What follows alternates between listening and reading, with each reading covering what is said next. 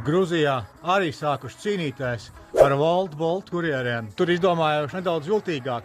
Visiem ārvalstniekiem būs jāreģistrējās, kas tur strādā. Pirms tam pietika tikai ar reģistrēšanos kā nodokļu maksātājs.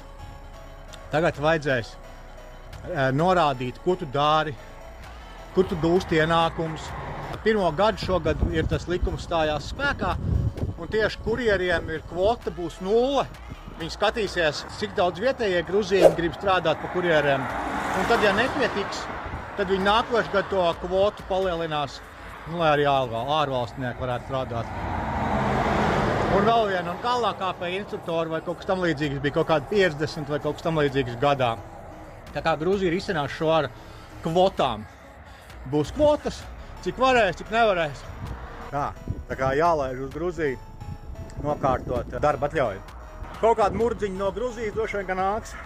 Droši sekot, ja kaut kas pa Gruziju interesē, var mierīgi komentēt šitien apakšā.